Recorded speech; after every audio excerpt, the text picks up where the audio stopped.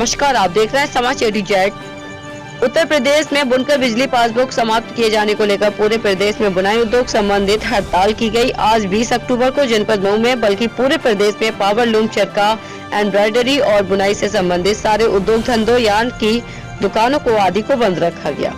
प्रदेश में बुनकरों को जो बिजली में सब्सिडी दी जाती थी उसे उत्तर प्रदेश सरकार ने 31 जुलाई 2020 को समाप्त कर दिया, जिसके कारण पीड़ित बुनकरों ने हड़ताल शुरू कर दी। इसी संबंध में उत्तर प्रदेश बुनकर फोरम के प्रदेश अध्यक्ष और मऊ के पूर्व चेयरमैन अरशद जमाल से रिपोर्टर अबू आमिर की हुई कुछ खास बातचीत। आप अपना नाम पहले बता दीजिए। सरफराज अहमद। सरफराज अहमद, ये बताइए, जो मुलायम सिंह यादव ने 14 जून 2006 से फ्लैट बुक पासबुक को जो चालू किया था बुनकरों की खस्ता हालत को देखते हुए, तो उसमें अब वो अभी योगी सरकार जो है उसको बंद कर चुकी है। जुलाई तक ही उसको खत्म कर दिया गया। अब उसको नए तरीके से जितनी बिल आती है उस हिसाब से बिल आएगी। तो उसमें आप क्या कहना चाहेंगे? कहना चाहेंगे ये है कि जो पासबुक हमारा है, लॉकडाउन से यही आदमी मार खा गया है, भूखमरी हो रही है। तो ये पासबुक जितना है उतना ही रहना चाहिए।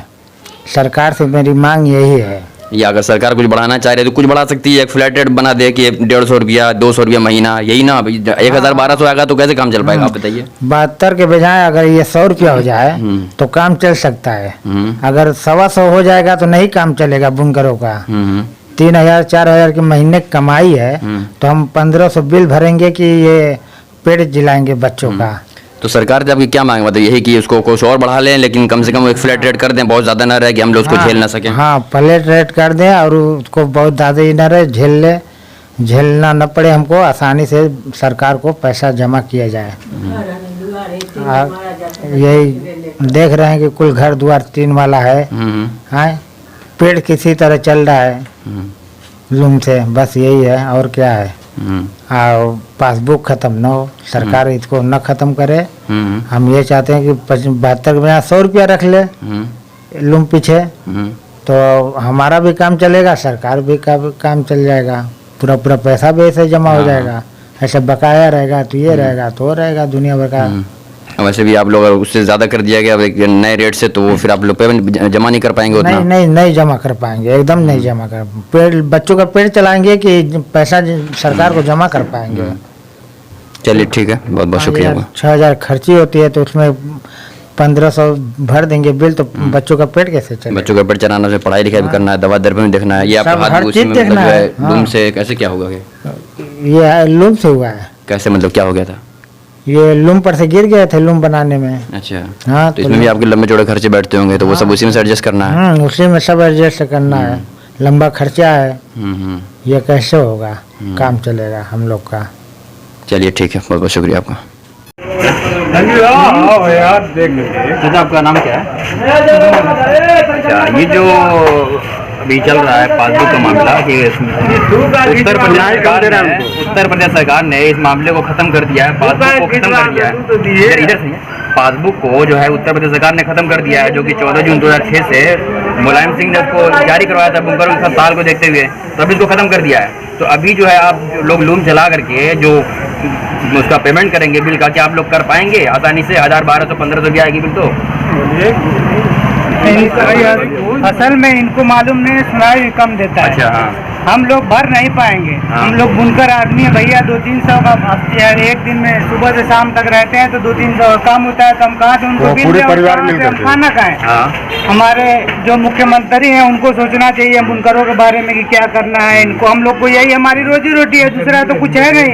अभी ये बंद करेंगे तो हम फाका कसी हो जाएंगे या वहाँ भटकना पड़ेगा। तो इसलिए हमारी सरकार से गुजारिश है कि हम लोग को जो है हमारी तरफ से थोड़ा मुतवज्जो हो और हम लोग पर थोड़ा ध्यान दे। हम लोग बहुत परेशान हाल है, अब हम क्या बताएं। और वैसे भी जो है सरकार इस बुनकरों से जीएसटी में 1000 से 1500 करोड़ जीएसटी वसूल करती थी, तो अगर बुनकर अगर इस हाल में आ जाएंगे कि वो पेमेंट नहीं कर पाएंगे तो वो लूम बंद करेंगे। लूम बंद करेंगे तो सरकार का जीएसटी का सोर्स जो है, जो साधन है, वो भी खत्म हो जाएगा। लूम बंद है, सब जगह हड़ताल चल रहा है। तो अब लूम बंद होने से सरकार का भी नुकसान है। हम लोग तो जो मरेंगे, लेकिन सरकार का भी उसमें फायदा नहीं है। इसलिए अब सरकार को हमारी तरफ हम बुनकर की तरफ को सोचना चाहिए। आ जाइए, आ जाइए, इधर आइए, आ जाइए, आ जाइए। देखिए, हमारी सरकार से ये मांग है कि जो फ्लैट रेट पर हमको बिजली मिल रही थी पासबुक पर, उसको बहाल किया जाए, वरना हमारे घर के लोग रोटी के मोहताज हो जाएंगे।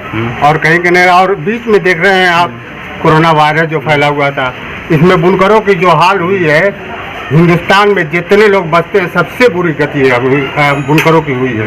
वैसे भी लॉकडाउन की मार झेल करके और भी झेलना है। अभी तो हम लोग कर्जे में हैं, गल्ला जो ले आए थे कर्जा में है, और भी जो चीजें हैं सब कर्जदार हम लोग हैं। हम किसी तरीके से इस चीज को जो है भुगतान नहीं कर पाए। जैसे मान लीजिए 72 रुपया फ्लैट रेट था, अगर सरकार बहुत करे तो 150 कर ले, वो ठीक है, उसमें बढ़ोतरी कर दे। लेकिन ये चीज है कि एक तरफ से पासबुक का जो है बिल जमा किया जाए और उसके बाद बत्ती का जमा किया जाए, ये हम लोगों से नहीं हो पाएगा।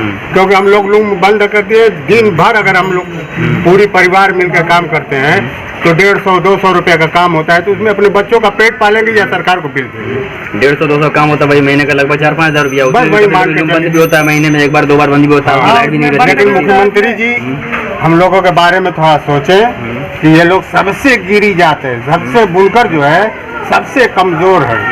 हिंदुस्तान में कोई ऐसा नहीं है जो कमजोर हो जितना बुनकर कमजोर है। एक एक दाने के लिए मोहताज है इस वक्त। तो ये सरकार से क्या मांग करें? हमारी मांग यही है कि पासबुक को जो है बहाल किया जाए, और जो ये अलग से कनेक्शन जो दिया जा रहा है बत्ती का, उसको भी निरस्त किया जाए। उसी में जो रेट बढ़ाना है, थोड़ा सा हम लोगों का ध्यान रखते हुए बढ़ा सकते हैं। तो आपकी तो ये मांग है। हाँ। आपको अनुमान क्या, उम्मीद क्या सरकार से? भाई सरकार से तो हम पूरी उम्मीद रखते हैं। ठीक है, आपको भी? हाँ, सरकार से उम्मीद है। और अरे बुनकर के मोहल्ले में योगी जी रहते हैं, उनसे भी हमारी काफी उम्मीद है कि अगर वो चाहें तो सब कुछ कर सकते हैं, और नहीं चाहें तो बुनकर पूरी दुनिया में मरेगा। ठीक है, बहुत बहुत शुक्रिया। समाचार एडिटर से गोपागंज के लिए मऊ से बुआमिर के है ना। हाँ सर, आप अपना परिचय दीजिए। मेरा नाम अरशद जमाल है और उत्तर प्रदेश बुनकर फोरम का मैं प्रदेश अध्यक्ष हूँ। यहाँ चेयरमैन रह चुका हूँ एक बार मेरी वाइफ रह चुकी है। सर, मैं ये पूछना चाह रहा था, जो बुनकर के मामले जो हड़ताल चल रही है, जो आज बंदी है, पूरा प्रदेश बंद है, इसमें 14 जून 2006 से जो माननीय मुलायम सिंह की सरकार ने बुनकरों की खस्ता हाल को देखते हुए जो पासबुक लागू किया था, उसको आज योगी सरकार 2020 में 31 जुलाई के बाद से समाप्त कर रही है, तो उस पर आप क्या कहना चाहेंगे? देखिए, सरकार का काम ये नहीं है कि जो जनहित की योजनाएं हैं उसको समाप्त करे। सरकार को किसी भी योजना को समाप्त करना हो तो उससे पहले सरकार को सोचना चाहिए कि इसमें नफ़ा है या नुकसान है। सरकार कोई कारोबार करने नहीं बैठी है कि वो अपना आंकड़ा लेके बैठ जाएगा, पहले सब्सिडी 150 करोड़ रुपए थी और अब 150 करोड़ रुपया हो, अब 900 करोड़ रुपए हो गई है। ये सोचिए कि उस सब्सिडी के कारण कितने परिवारों, हजारों लाखों परिवारों को रोटी मिल रही थी, हजारों परिवारों को तालीम मिल रही थी, हजारों परिवारों को स्वास्थ्य मिल रहा था। दूसरी जो नासमझी का काम सरकार कर रही है कि बुनकरों के ऊपर कभी भी किसी प्रकार का कपड़े पर कोई टैक्स नहीं था, कोई कर नहीं था। आज़ादी के बाद से 1947 के बाद से आज तक ये जब जीएसटी लागू हुआ तो जीएसटी की परिधि में बुनकरों द्वारा कपड़ा तैयार किए गए कपड़े और धागे पर भी जीएसटी लग गया। नतीजा ये हुआ कि सिर्फ उत्तर प्रदेश में 1000 से लेकर 1500 करोड़ रुपए तक हम लोग जीएसटी देते हैं। ये पहली बार दे रहे हैं, तो इस सरकार को इतना बड़ा लाभ हो रहा है। तो आप अगर सब्सिडी ख़त्म कर दोगे, सारा लूम बंद हो जाएगा, तो आपका 1500 करोड़ रुपए का नुकसान होगा सरकार का या नहीं। और हम जीएसटी, हम सब्सिडी कर रहे हैं, हमें 200, 300, 400 करोड़ रुपए आप सब्सिडी दे दीजिए। सर, ये 1000 से 400 करोड़ रुपया हम मांग रहे हैं और आपको 1500 करोड़ रुपया दे रहे हैं, तो इस सरकार के वहाँ कौन लोग बैठे हुए ना समझ, या सिर्फ इनको ये छोटे उद्योगों को तबाह करने की साजिश है। जैसा कि आप पूरे देश में आप नज़र दौड़ाइए तो हर तरफ आप देखेंगे कि जो छोटा उद्योग है उसको ख़त्म करके जो बड़े उद्योगपति हैं या जो कारपोरेट घराने हैं उनको बढ़ावा देने का प्रयास किया जा रहा है। जैसे आप कृषि बिल को ले लीजिए, बहुत सारे, उसमें डिटेल में जाने की ज़रूरत नहीं है। तो मुझे ये लगता है कि ये सरकार के इशारे पर ये जो काम हो रहा है, ये इस बुनाई के कारोबार को गरीबों से छीनकर जो टेक्सटाइल इंडस्ट्रीज है सूरत से लेके बड़ी बड़ी जगहों की जो कारपोरेट फैमिलीज हैं उन फैमिलीज के हाथ में देना चाहती है, ताकि बुनकरों के हाथ में जो कपड़ा बनाकर हम कम रेट पर लोगों तक पहुंचाते हैं, फिर मनमानी रेट पर कपड़े को बेचा जा सके। सर, जनता की तरफ से सरकार से आप क्या मांग करना चाह रहे हैं? भाई, सरकार से हम मांग कर रहे हैं कि जिस तरह से बुनकरों की फ्लैट रेट की व्यवस्था थी, तो अगर कहीं चोरी हो रही तो उस चोरी को ख़त्म करिए। अगर कोई उसका मिसयूज़ कर रहा है तो उसको पकड़िए और उसके खिलाफ कार्रवाई करिए। अपने विभाग की चोरी को तो आप ठीक करोगे नहीं। आप बुनकरों को आप बता रहे होगे चोर है, अरे बुनकर के नाम पे किसी दूसरे की मर्जी है कि गैर बुनकर उससे कनेक्शन ले लेगा। गैर बुनकरों ने अगर कनेक्शन ले रखा है, जैसे बुनकारी के उस शासनादेश में बुनकारी में क्या क्या आता है, जैसे पावर लूम हो गया, जरी मशीन हो गई, डबलिंग मशीन हो गई, कैलेंडर मशीन, ये सारी चीज़ें आती हैं, ये सब बुनकारी में आती हैं। इसके अलावा जो लोग आपके कोई फैक्ट्री चला रहे हैं, कोई इंडस्ट्री चला रहे हैं, आप सब उसको ख़त्म करिए। लोड ज़्यादा अगर है तो उस लोड को भी आप कम कर लीजिए। विभाग चोरी कर रहा है चाहे बुनकर, लेकिन इसको सारे सिस्टम को आप समाप्त करिए ना। लेकिन ये कि सब्सिडी को अगर आप ख़त्म करेंगे तो आप बुनकरों को ख़त्म करेंगे। तो इसलिए सरकार से मेरा अनुरोध है कि जो व्यवस्था 2006 का मतलब 14 साल से चल रही, तो कोई परेशानी नहीं थी उसमें। समाजवादी पार्टी के मुलायम सिंह जी ने इसको किया था, फिर उसके बाद मायावती जी की सरकार आई, उन्होंने ख़त्म नहीं किया, फिर उसके बाद अखिलेश यादव आए, उन्होंने ख़त्म नहीं किया। तो आखिर अब कौन सी नई आफत आ गई है? मैं पूछ रहा हूँ कि इस 6 महीने 2-3 महीने में के अंदर 4 महीने के अंदर कौन सी नई आफत आ गई जो 2006 के बाद नहीं आई थी और अब आ गई है? सरकार को इसका जवाब देना चाहिए, और नहीं तो बुनकरों की जो हड़ताल के जो मांग है उसको पूरा करे, वरना पूरा पावर लूम बंद हो जाएगा। और हम यही समझेंगे कि बड़े घरानों को फ़ायदा पहुंचाने के लिए छोटे उद्योगों को समाप्त किया जा रहा है।